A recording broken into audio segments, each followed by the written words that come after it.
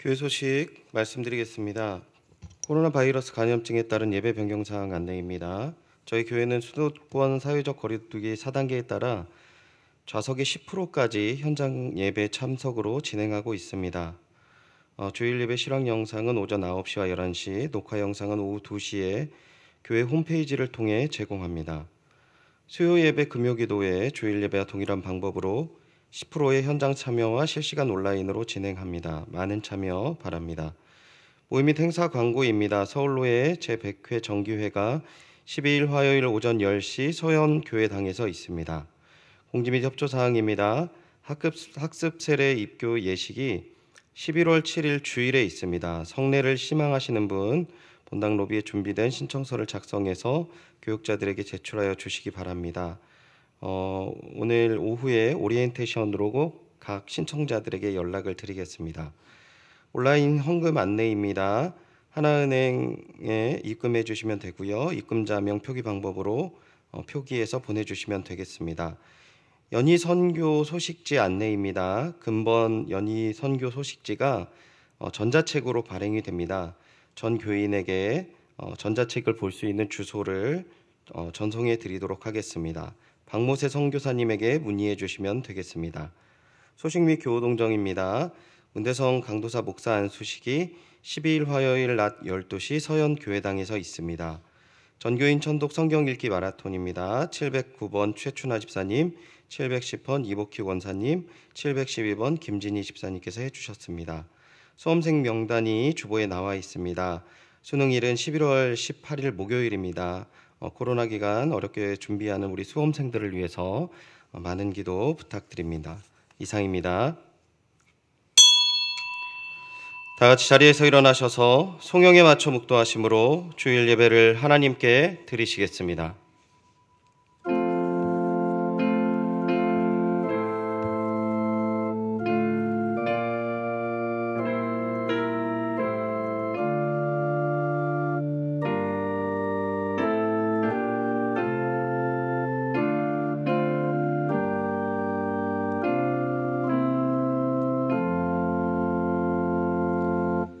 그리스도의 복음으로 말미암아 구원받고 오늘도 주님께 예배드리는 자리로 인도하신 하나님의 은혜에 감사드립니다.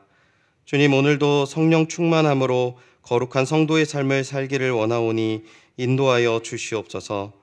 주님 허락하신 은혜로 시작한 믿음의 삶 끝까지 주님의 은혜를 의지하며 믿음의 길 달려가게 하여 주시옵소서. 특별히 이 시간 주실 말씀을 더욱 의지하여 주님 안에서 거룩한 일을 사모하며 주님 앞에 나아가길 소원하오니 붙들어 주시옵소서. 오늘 이 시간 주님께서 인도하실 줄 믿사오며 이 모든 말씀 예수님의 이름으로 기원하옵나이다. 아멘. 사도신경으로 신앙 고백하겠습니다. 전능하사 천지를 만드신 하나님 아버지를 내가 믿사오며 그 외아들 우리 주 예수 그리스도를 믿사오니 이는 성령으로 잉태하사 동정녀 마리아에게 나시고 본디오 빌라도에게 고난을 받으사 십자가에 못 박혀 죽으시고 장사한 지 사흘 만에 죽은 자 가운데서 다시 살아나시며 하늘에 오르사 전능하신 하나님 우편에 앉아 계시다가 저리로서 산자와 죽은 자를 심판하러 오시리라. 성령을 믿사오며 거룩한 공회와 성도가 서로 교통하는 것과 죄를 사하여 주시는 것과 몸이 다시 사는 것과 영원히 사는 것을 믿사옵나이다. 아멘.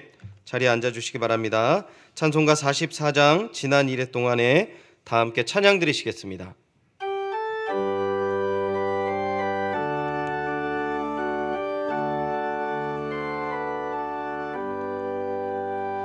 지난 1회 동안에 예수 인도했으니 주의 전에 모여서 감사 찬송합니다. 가장 복된 이날인 하늘아 지켜로다. 가장 복된 이날엔 하늘 안식교로 가 주의 공로 힘입어 은혜 주심 빌 때에 화목하게 하시고 죄를 벗겨 주소서. 세상 걱정 버리고 은혜 받게 하소서. 세상 걱정 버리고 은혜 받게 하소서. 하나님의 이름을 찬송하러 왔으니 모임 중에 계시고 영광 나타내소서. 기쁜 하늘 잔치에 참여하게 하소서. 기쁜 하늘 잔치에 참여하게 하소서. 주의 기쁜 복음을 모두 듣게 하시고 주의 은혜 베풀어 위로하여 주소서. 주시로 쉴 때까지 이날 지키리로라. 주님 오실 때까지 이날 지키리로다.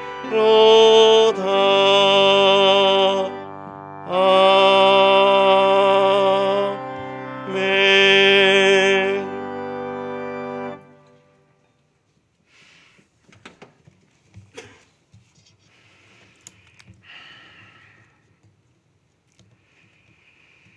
코로나19로 고통받는 주의 백성들에게 천국 비밀을 가르쳐 주신 하나님 아버지, 거친 세상을 살지만 천국 소망을 품고 아름다운 여정의 인생길을 살게 하신 은혜를 감사하며 찬송과 영광만을 올려드립니다.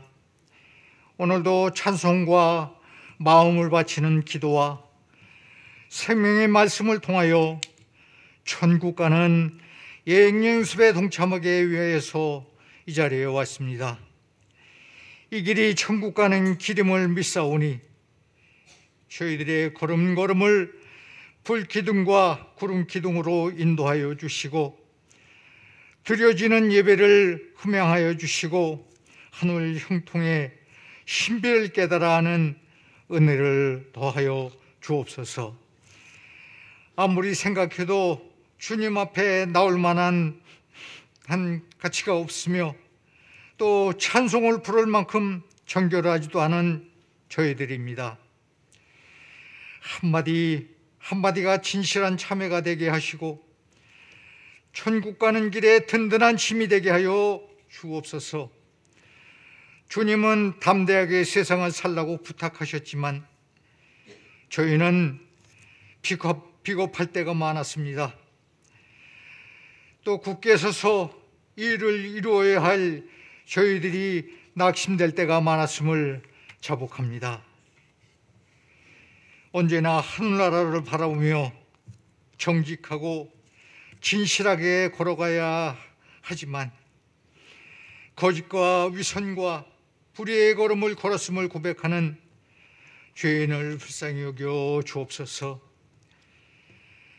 세상 길은 죄의 길이므로 죄와 더불어 살고 있습니다. 죄에 끌려다니며 보아서는 안 될 것을 보고 들어서는 안 될 것을 들으며 살고 있습니다. 신령한 것을 소망하면서도 세속적이며 추악한 것을 벗어나지 못하며 죄의 누더기를 거치고 또한 이 시간까지 왔습니다. 또한 작은 이득 앞에서도 주님을 욕되게 한 일들을 들이만았고 정욕과 이기심 때문에 하나님의 뜻을 멀리하는 일을 서슴지 않았습니다.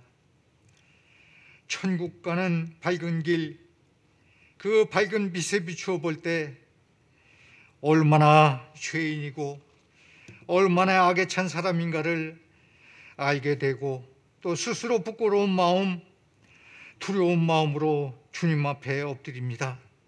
주여, 우리를 용서하여 주옵소서. 천국에 이르도록 우리를 인도하여 주옵소서. 오곡백과가 익어가는 이 결실의 계절을 또 풍요로움이 우리 연육에도 또한 넘쳐나기를 소원합니다. 오늘도 교회를 사랑하는 모든 성도들의 수고와 봉사의 손길들을 위로하시고 한량없는 복을 내려 주옵소서. 이제 박재훈 목사님께서 생명의 말씀을 주실 때 말씀 속에 살아 역사하시는 성령님 조명하여 주시고 신의 물을 또 갈급함같이 온 교우들이 은혜의 생수를 마시는 귀한 말씀으로 인도하여 주옵소서. 말씀 속에 살아 역사하시는 예수님 이름으로 기도함을 드립니다. 아멘.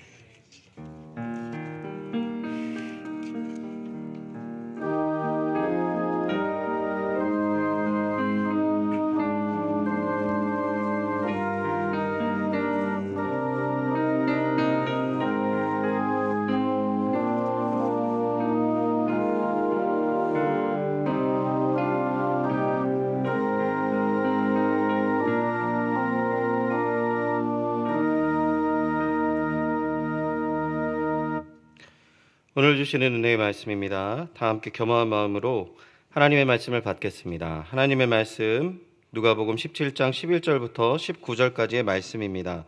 신약성경 124면에 있습니다. 누가복음 17장 11절부터 19절까지의 말씀 제가 봉독하도록 하겠습니다.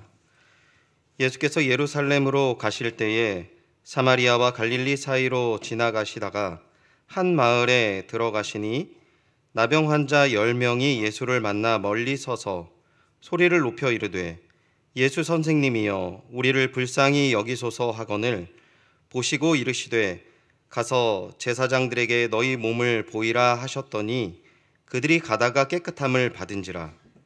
그 중에 한 사람이 자기가 나은 것을 보고 큰 소리로 하나님께 영광을 돌리며 돌아와 예수의 발 아래에 엎드려 감사하니 그는 사마리아 사람이라. 예수께서 대답하여 이르시되 10사람이 다 깨끗함을 받지 아니하였느냐? 그 9은 어디 있느냐? 이 이방인 외에는 하나님께 영광을 돌리러 돌아온 자가 없느냐 하시고 그가 이르되 일어나 가라 내 믿음이 너를 구원하였느니라 하시더라. 아멘. 담임 목사님 나오셔서 헌금을 위해 기도해 주시고 놀라운 교환을 기대하라 라는 제목으로 하나님의 말씀 전해 주시겠습니다.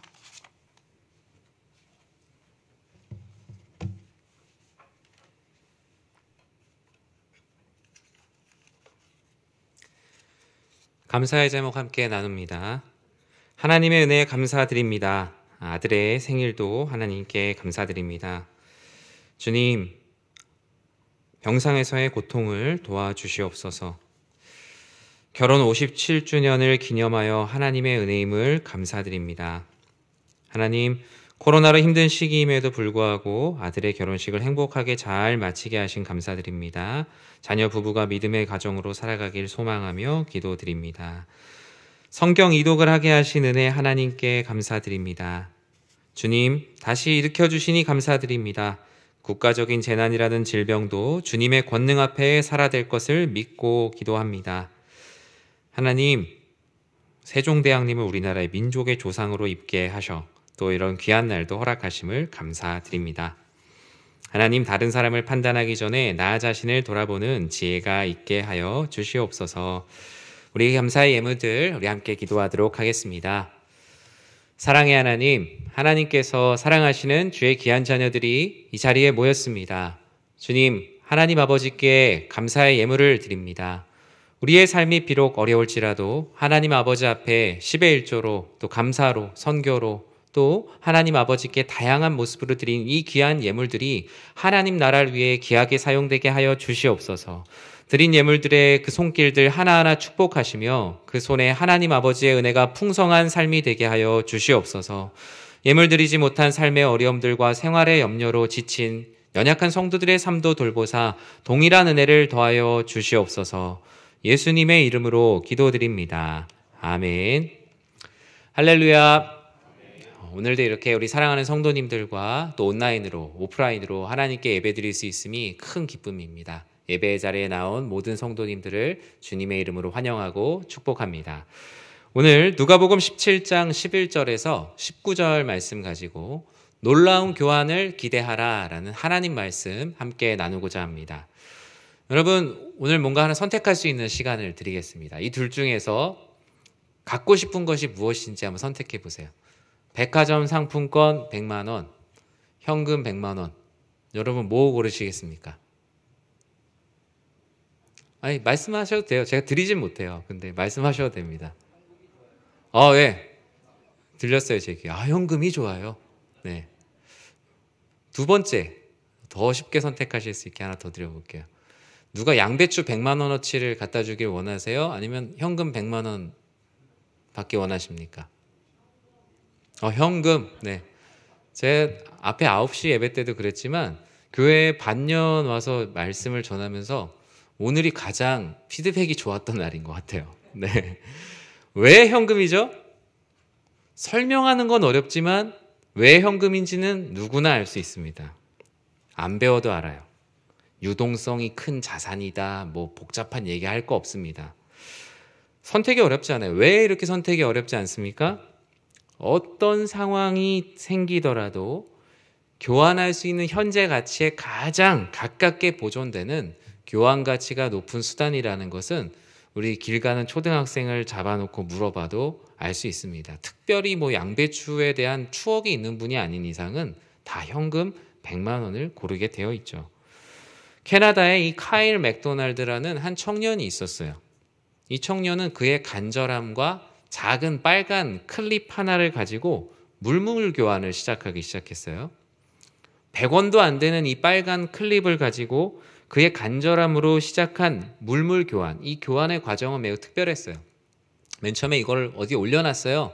나랑 이 빨간 클립 하나랑 뭐 교환할 사람 딱 하니까 어떤 여자분이 그럼 내가 갖고 있는 물고기 모양 펜이랑 바꿀래요?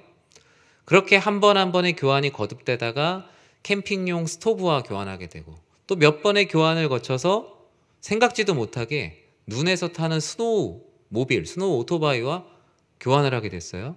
또 몇 번의 교환의 과정을 거쳐서 트럭이랑 교환을 하게 됐어요. 그리고 어떤 유명한 감독의 영화 출연권과 교환을 하게 되었습니다. 그리고 마지막에 그가 결국 이 놀라운 교환의 행진의 마지막 종착점은 뭐였는지 아세요? 바로 집이랑 교환을 했어요. 집. 이 일은 1년 정도의 시간 동안 일어난 일이었어요.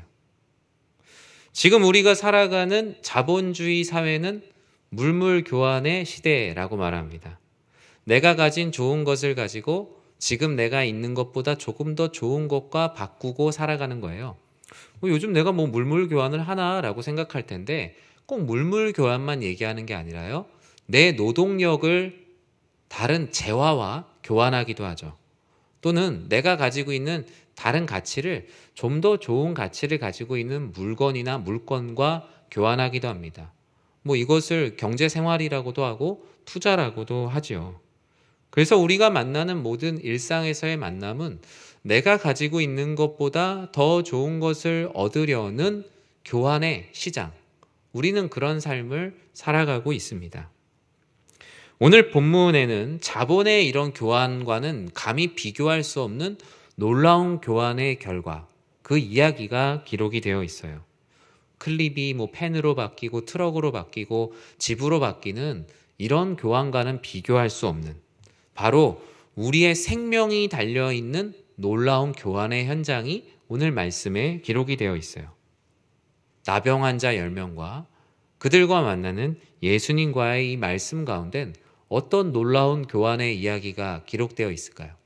그리고 이런 놀라운 교환을 기대하기 위해서 우리들에게 필요한 태도가 무엇인지 오늘 말씀을 통해서 같이 나눠보도록 하겠습니다.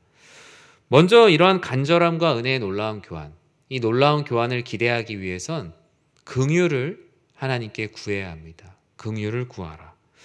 오늘 본문은 주님께서 사마리아와 유대의 접경에서 일어난 이야기를 다루고 있어요.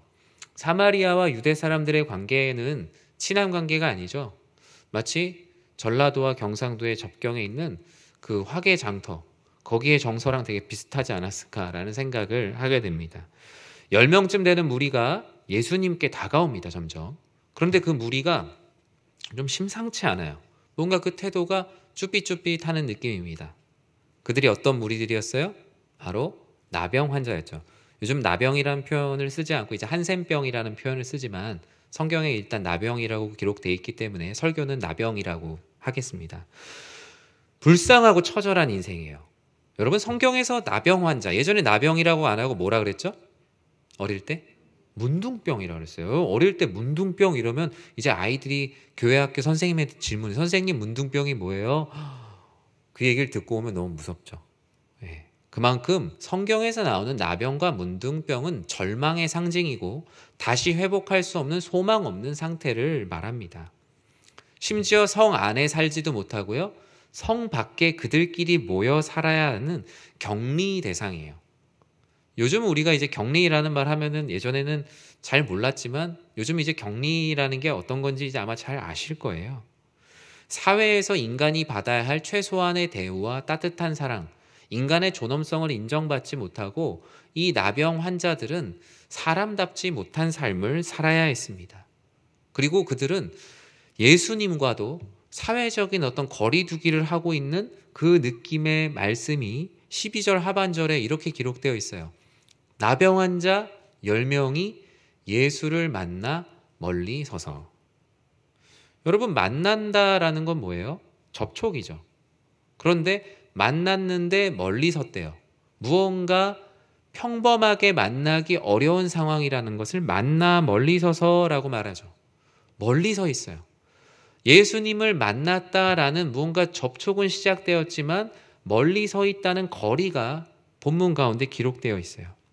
자신의 더러움이 다른 이들에게 묻을까 봐. 사회적 이 통념이 만들어낸 정결법이 멀리라는 벽을 만들어내고 있어요.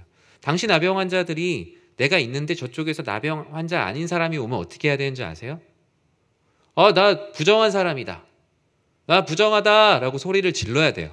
가까이 오지 마세요 라고 소리를 질러야 돼요. 얼마나 비참합니까? 그리고 그걸 어기면 어떻게 되는지 아십니까? 어기면 40에 한 대 감한 매를 맞기도 했어요. 내가 그것대로 살아가는 비참한 인생도 힘든데 다른 사람에게 가까이 다가가서 자신의 어려움을 이야기할 수가 없는 아주 불쌍한 상황이에요. 즉 불쌍히 여겨달라는 말조차도 불쌍하게 할 수밖에 없는 아주 비참한 상황인 13절에 그들이 예수님께 어떻게 말합니까? 같이 한번 읽어볼까요?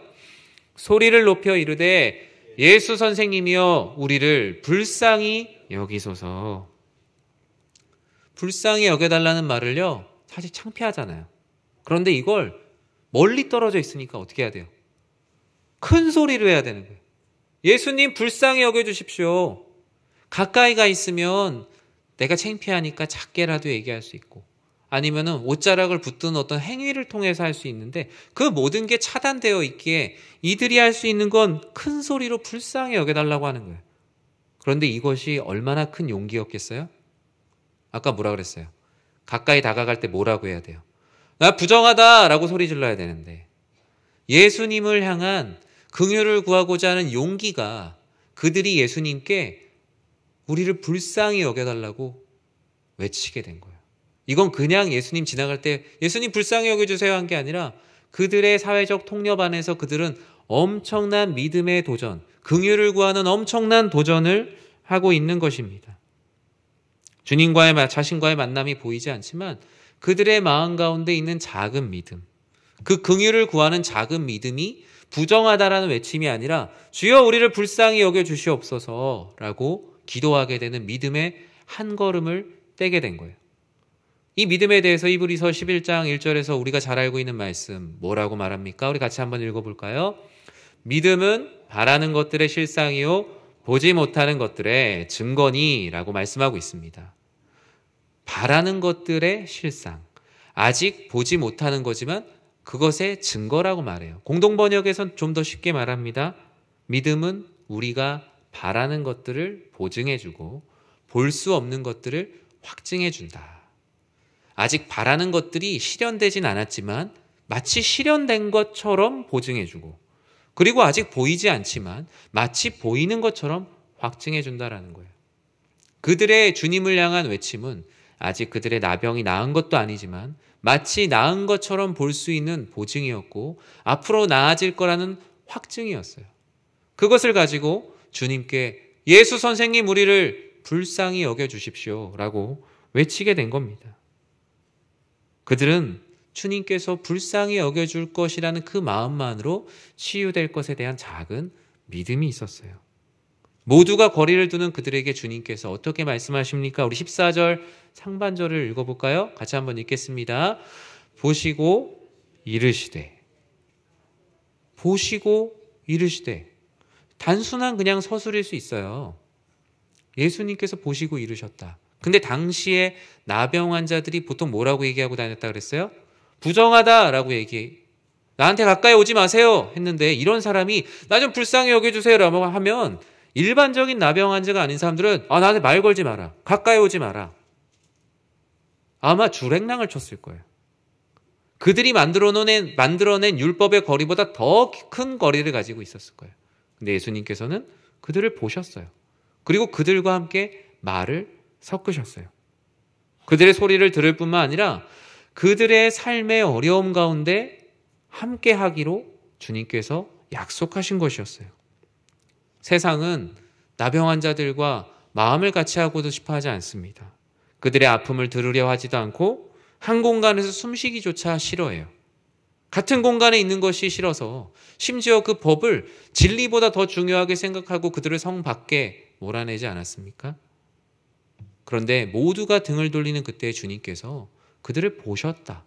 그리고 그들과 함께 말씀하셨다라고 성경은 기록하고 있어요. 이것은 단순한 서술이 아니라 그 시대의 율법을 뛰어넘는 왜 예수님께서 율법의 완성이신지를 보여주시는 예수님의 행보예요.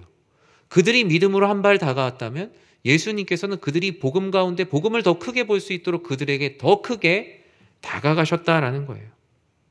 사랑하는 성도 여러분, 주님께서 우리가 긍휼을 구할 때 다가오는 이 행보가 바로 이와 같은 행보예요. 세상은 우리의 신음소리에 귀를 기울이지 않을 수도 있죠.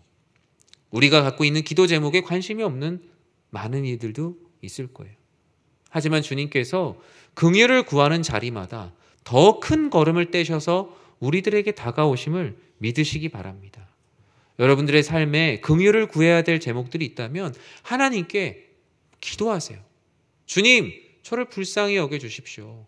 주님, 제 삶의 현장을 불쌍히 여겨주십시오. 주님, 제 삶의 현장에 해결되지 않는 모든 문제들 주님께서 보시고 주님께서 말씀하여 주십시오. 저는 이러한 하나님께 구하는 그 놀라운 교환을 기대하는 모두가 되기를 주님의 이름으로 간절히 축원합니다. 주님께서는 이런 긍휼과 치유의 놀라운 교환, 이 자리에서 우리들에게 한 가지를 더 요구하셨어요. 어떻게 해야 이 놀라운 교환을 기대할까? 그것은 바로 믿음으로 반응하는 거예요. 나병 환자들이 간절함으로 이 받은 하나님께 긍휼을 구할 때 하나님께서 예수님께서 그들에게 그 긍휼로 구하는 것을 보시고 이르실 뿐만이 아니라 그들에 대해서 조금 더 순종의 반응으로 나올 수 있도록 다시 한번 믿음으로 반응하도록 하나님께서 말씀을 하세요. 14절 중반절엔 아주 이런 기이한 명령이 기록되어 있어요. 어떻게 기록하고 있어요? 가서 제사장들에게 너희 몸을 보이라.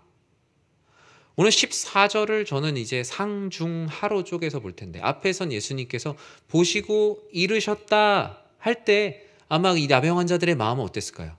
아, 이제 뭔가 되는구나. 내 병이 고침 받겠구나 했는데 반전이 있어요. 반전.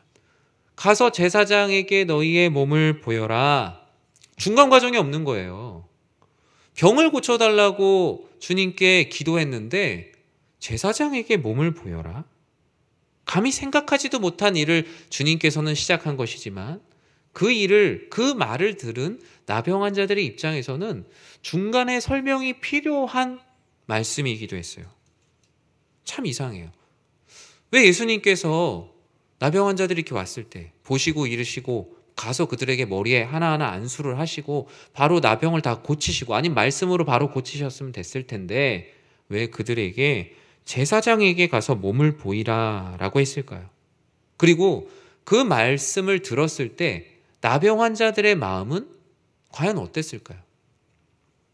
저는 그들이 믿음으로 반응하지 않았다면 이 말씀을 절대로 따를 수가 없었을 거예요. 오히려 자신을 희롱하는 말이라고 느꼈을 거예요. 바로 고쳐주시지도 않으실 거면서 왜 제사장에게 가라고 할까? 이거는 믿음이 아니면 따를 수가 없는 아주 기이한 명령이에요. 왜 그렇죠? 제사장에게 가면 이제 제사장이 나병이 나았다 안 나았다를 판단하는 자이지 나병을 고쳐주는 이가 아니에요. 마치 이 말씀은 예수님께서 그래 너희들 참 불쌍하구나. 근데 이거는 내 소관이 아니니 제사장에게 가봐라 라는 무책임한 말로 들릴 수도 있어요. 나병이 다 나았을 때 나았다는 것을 선포하는 율법의 최종 판단자에게 가라는 것은 그들에게 두려움과 불안함의 길이었어요. 만약에 갔다가 나병이 낫지가 않았어요? 그럼 제사장이 뭐라 그랬어요? 넌 왜 낫지도 않고 나을 기미도 보이지 않는 나한테 왔냐? 다시 성 밖에 나아가라 라면서 오히려 자신의 삶 가운데 나병 환자로서 주홍 글씨가 더 진하게 새겨질 수 있는 아주 위기의 상황일 수 있습니다. 믿음이 없다면 누가 이 말씀에 순종할 수 있었을까요? 아마 대부분의 사람들이 믿음으로 반응하지 않았다면 그냥 풀이 죽어서 예수님이란 분에 대해서 소문을 들었는데 저분도 우리의 삶을 직접적으로 해결해 주지는 않으시는 분이구나. 마음 가운데 큰 상실감이 들었을 거예요.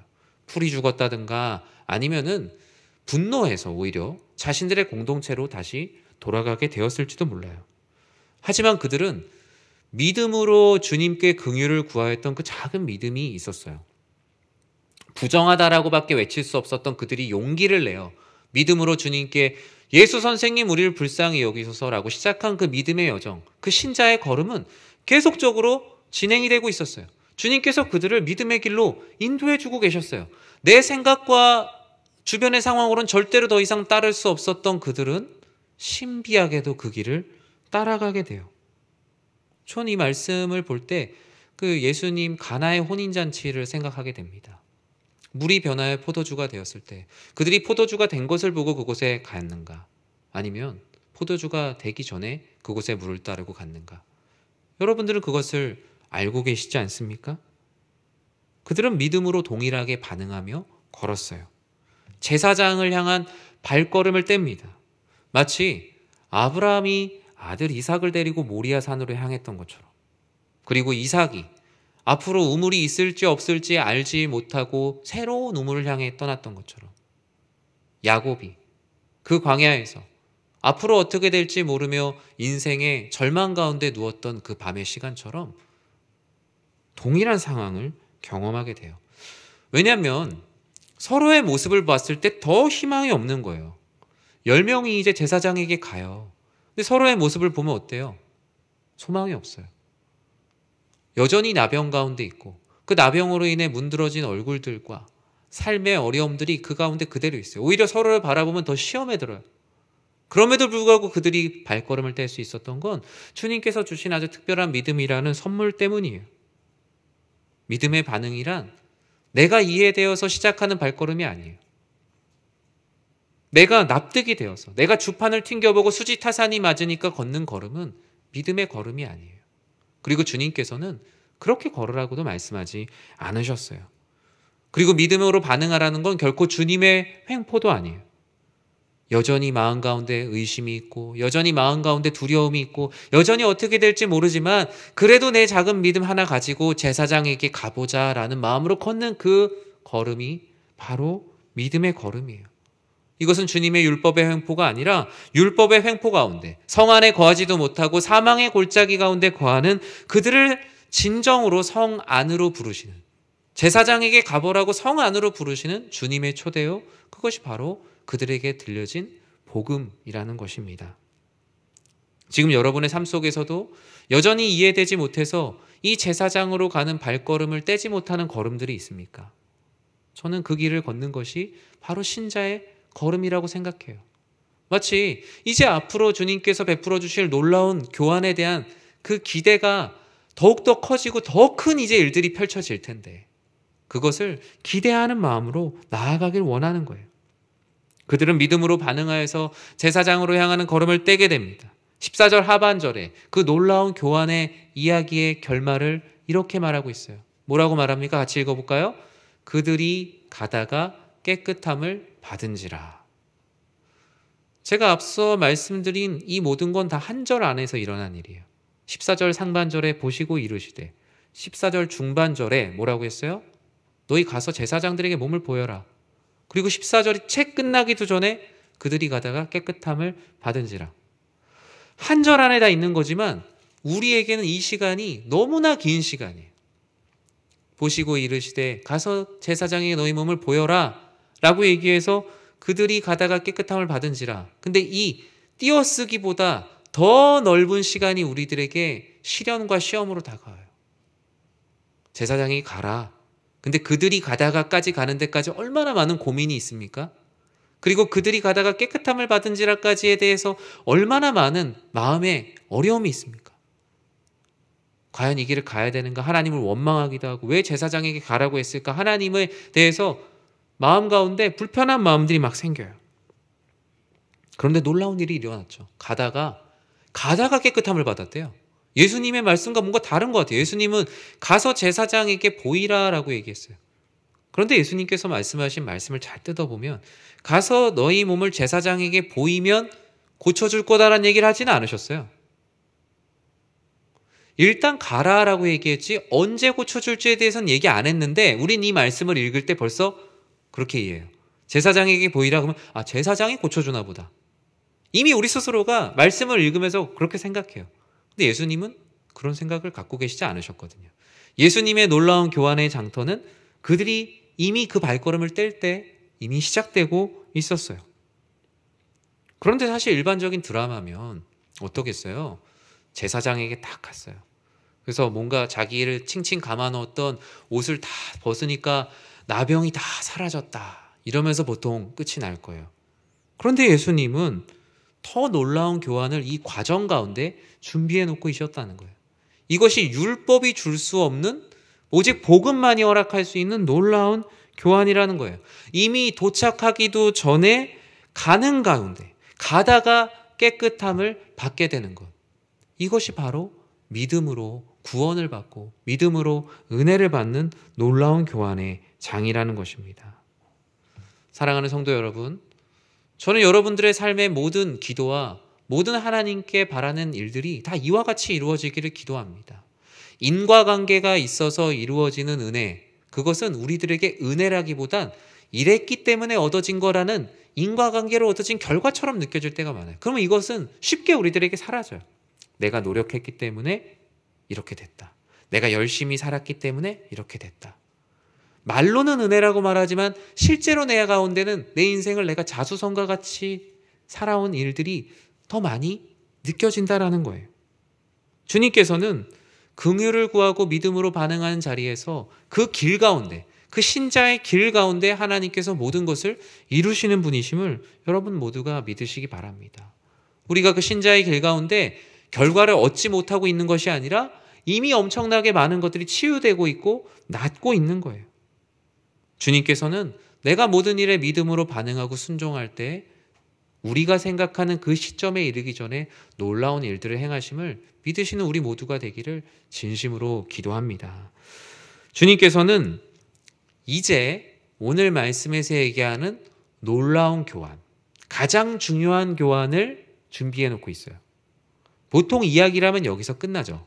우린 벌써 나 병이라는 거에 이미 너무 초점이 많이 맞춰 있어요. 근데 예수님의 사복음서는 병이 나았다, 없었던 것이 많아졌다, 여기에 절대로 초점을 맞추지 말라고 얘기해요. 그 일로 인하여서 결국 그들이 얻고자 하는 것이 무엇인지는 항상 뒤에 있어요.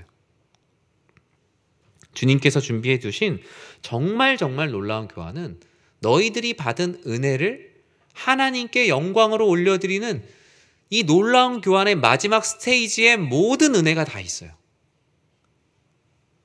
그들은 제사장에게 도착하기 전에 가다가 완전한 치유를 받았죠. 여기까지는 10명의 나병 환자들이 같이 왔어요. 만약에 10번째 스테이지까지 있다면 9번째 스테이지까지 다 왔어요. 그런데 이 나병 환자들은 10번째 스테이지가 있다는 생각을 못했어요. 9번째가 마지막 스테이지라고 생각하고 박수치고 끝냈어요. 그런데 예수님께서는 진정한 놀라운 교환을 히든 스테이지에 숨겨놓으셨어요. 잘 숨겨놓으셨어요. 이게 진짜인 거예요. 여기서 이 주님께서 주신 이 병고침의 은혜를 가지고 어떻게 할까라는 길목, 마지막 놀라운 교환의 장터로 가는 길목에서 이들은 갈라집니다. 넓은 길, 9명이 가는 넓은 길과 1명이 가는 좁은 길로. 그들은 자신들이 모든 것을 얻었다라고 생각했는데 여기서 갈라지게 돼요. 어떻게 나눠져요? 9명으로 얘기하는 그들이라고 말하고요. 그들 중 한 사람.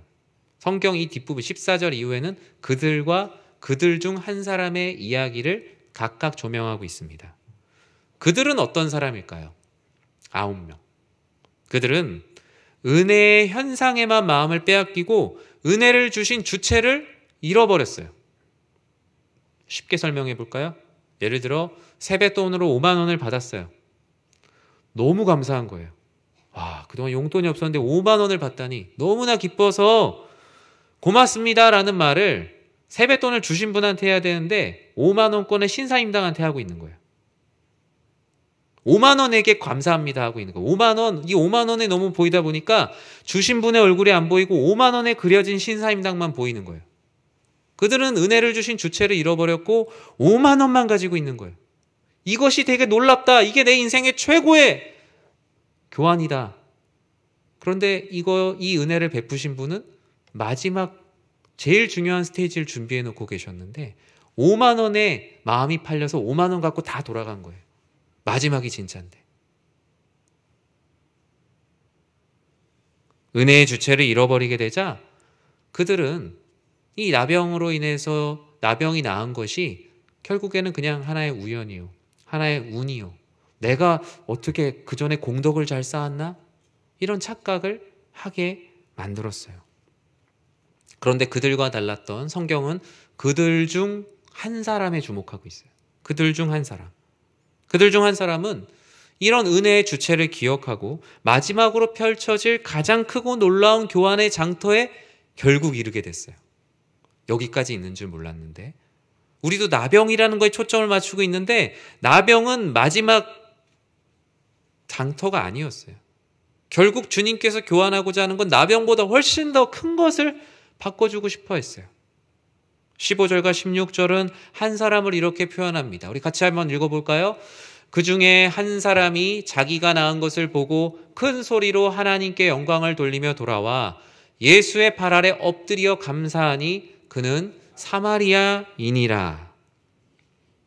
그들 중 한 사람은 복의 현상에 마음을 빼앗기지 않고 은혜의 주체를 기억했어요.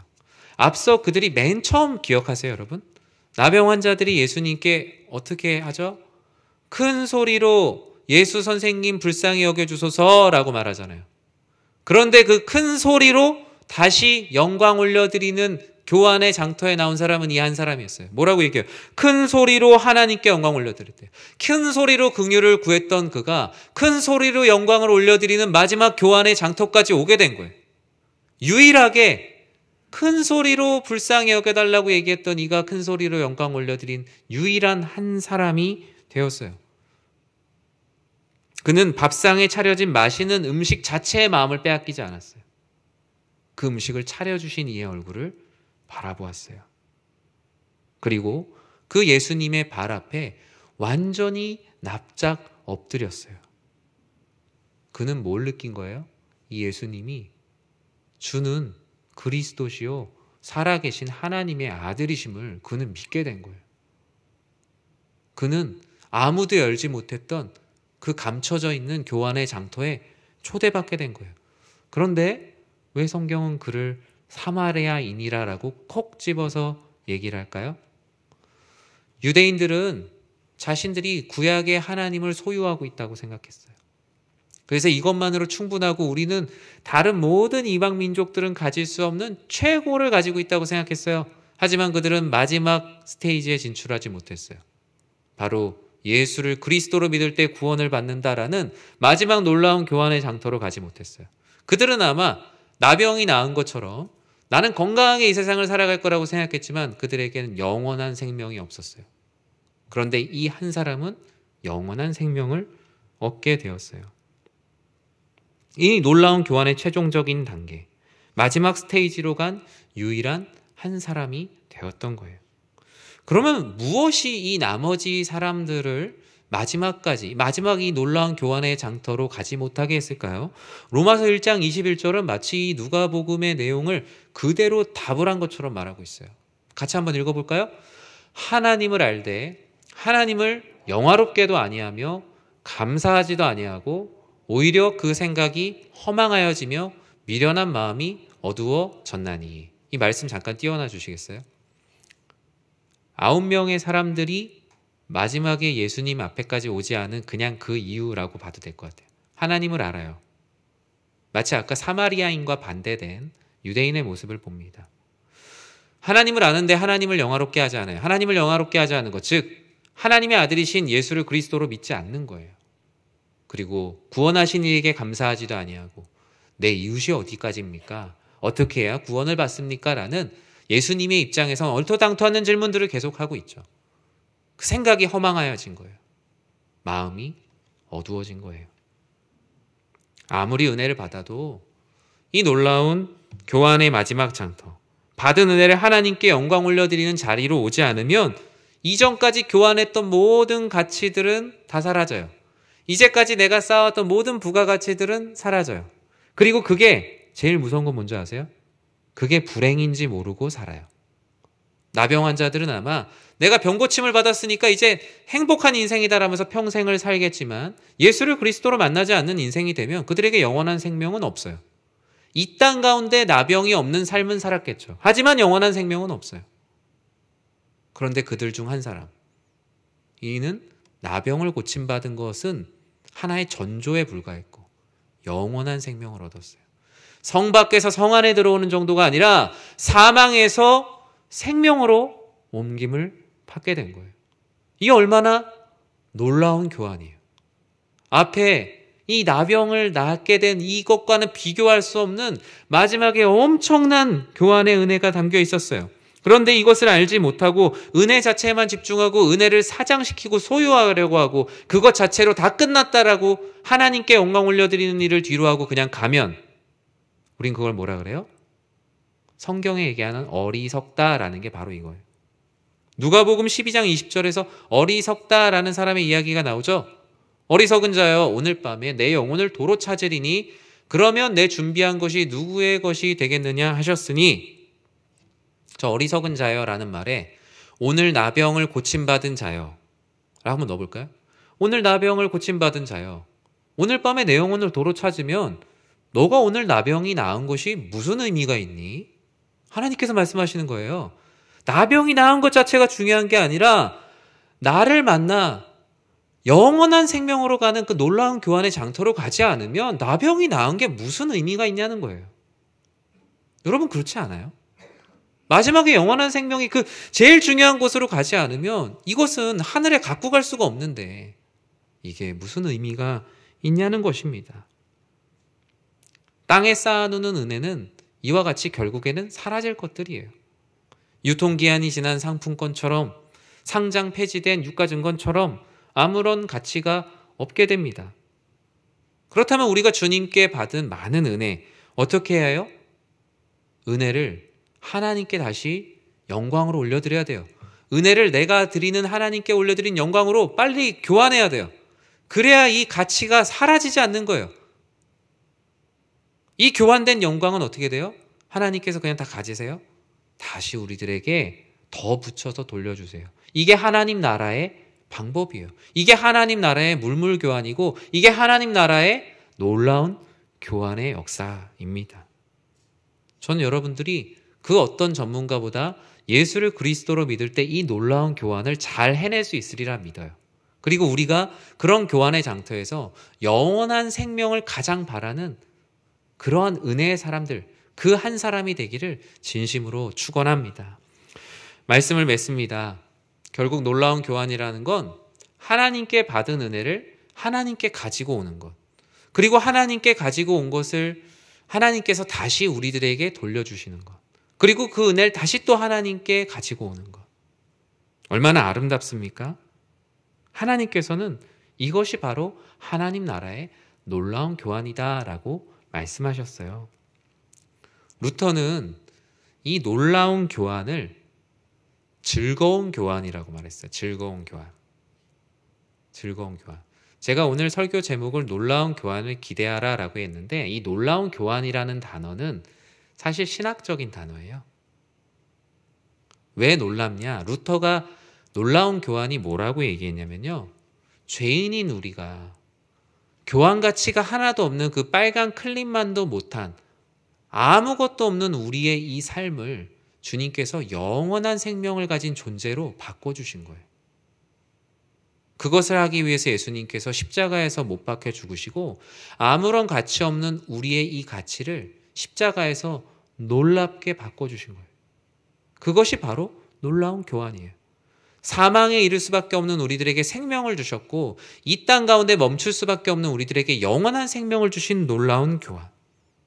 오늘 말씀에 있는 이 말씀은 결국 십자가에서의 놀라운 교환의 모습, 그 모습이에요. 우리들은 어디서 무엇을 지금 바꾸고 있습니까?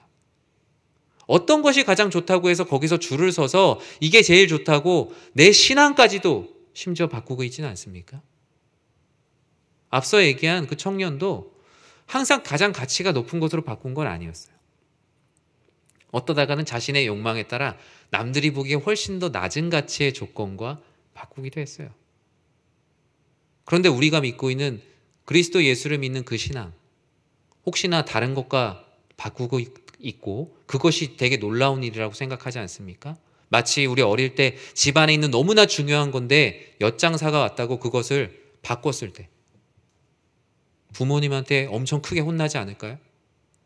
우리의 삶을 지금 무엇과 교환하고 있습니까? 우리의 삶은 오늘 본문에 기록된 그 한 사람이 만났던 예수님, 그 예수님과의 마지막 그 교환이 우리의 인생의 승패를 좌우합니다. 은혜를 소유하는 것이 아니에요. 결국 즐거운 교환이라는 건 이 놀라운 교환이 계속 반복되는 삶이에요. 왜 돈은 굴려야 된다는 걸 알지만 왜 받은 은혜를 영광으로 올려드리는 이 은혜를 굴리는 것은 이 시대가 잘 모를까요? 은혜를 굴린다는 건 받은 은혜를 다시 하나님께 영광 올려드리고 그 은혜로 다시 받은 은혜로 다시 또 하나님께 영광 올려드리는 즐거운 교환이 있는 것이 바로 은혜를 굴리는 삶이에요. 그럼 하나님께서 주시는 은혜는 풍성한 은혜로, 정말 그 눈덩이같이 불어난 은혜로, 우리가 감당할 수 없는 은혜로 우리들에게 다가오게 되는 것을 꼭 믿으셔야 됩니다. 여러분의 삶 가운데 지금 사장되어 있는 은혜가 있습니까? 아니면 마지막 가장 중요한 놀라운 교환의 장터를 앞두고 뒤돌아가고 있지는 않습니까? 그저 나병이 나았다고 그냥 그 은혜의 현상만으로 감사해서 우리 애가 내가 열심히 기도했는데 좋은 대학에 갔다, 우리 자녀가 좋은 회사에 갔다, 건강이 생겼다.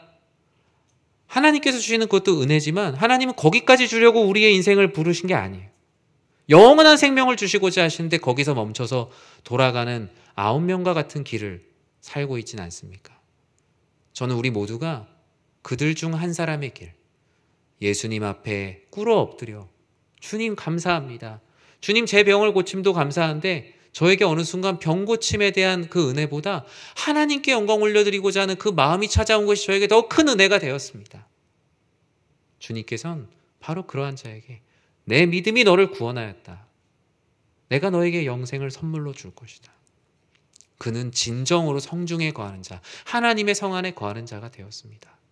저는 우리 사랑하는 모든 성도님들이 이런 놀라운 교환을 기대하고 그 마지막 놀라운 교환을 하나님 앞에 즐겁게 해가며 살아가는 축복의 인생이 되기를 진심으로 기도합니다. 기도하겠습니다. 사랑의 하나님, 하나님께서 역사하셔서 우리의 삶을 이 놀라운 교환의 역사로 인도하심을 감사합니다. 우리는 죄인이어서 부정하다고 외칠 수밖에 없는 너무나 미약한 존재임에도 불구하고 주님, 우리의 마음 가운데 주님을 향한 작은 믿음을 주셔서 예수 선생님 불쌍히 여겨주시옵소서라는 그 마음을 우리들에게 허락하여 주셨습니다. 그 마음으로 긍휼을 구했더니 주님께서 명령하셨고 그 명령 따를 수 없었지만 주님께서 주시는 믿음으로 말미암아 순종하며 지금까지 신자의 길을 걸어왔습니다. 주님께서 주시는 많은 축복이 있었습니다. 하지만 그 축복 가운데 그것이 다라고 여기며 때로는 돌아가고 싶은 마음도 있었을 텐데 주님, 우리가 영원한 생명을 향한 십자가의 놀라운 교환의 현장을 잊지 않게 하시고 마지막 때에 승리하는 주의 백성들 되게 하여 주시옵소서.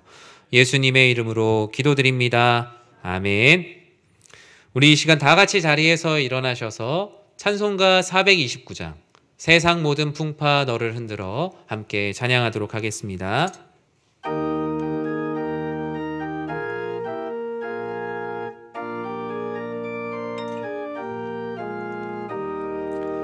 세상 모든 풍파 너를 흔들어 약한 마음 낙심하게 될 때에 내려주신 주의 복을 세어라.